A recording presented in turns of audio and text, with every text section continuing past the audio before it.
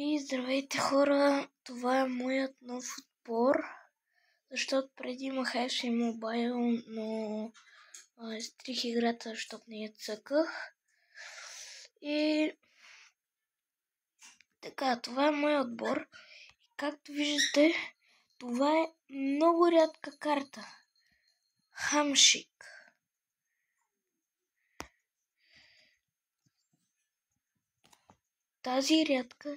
Тази карта е 108 overall. Аре, покажи се Хамшик. Хамшик не иска да се покаже пред камерата. А ето го. Хамшик е доста рядка карта. То от мисля, че се каже Акила и Инферно. И както виждате 108 overall, 111 пейс, 106 шутинг, 109 пасинг и 112 дриблинг, 102 дефендинг и 103 психикс. И както си бях влязал в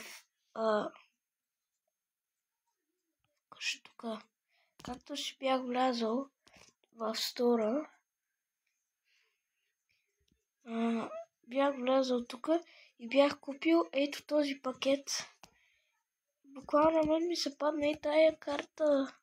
Това е много рядка карта. И само като виждам Словакия и викам, това е някаква слаба карта. Ама после гледам CM и това и гледам, че е някаква икона. И аз не знам какъв е този футболист. И като ми се падна, видях, че е Хамшик.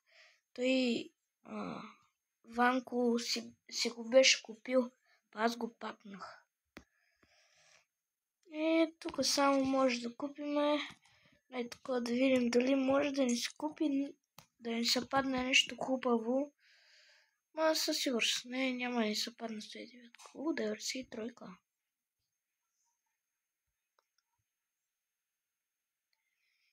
И както виждате, пак да ви покажа отбора ми. Къде влязох? Трябваше да дойда. Ей тук, да. Това е отбора ми, това е 3 милиарда. Хамшик струва 2 милиарда. Буквално. За жалост Хамшик не може да се продаде, иначе би го продал. И бих си купил някакви класни футболисти, като централен нападател, ляво крило, дясно крило, вратар или защитник. Би си купил някой от тия.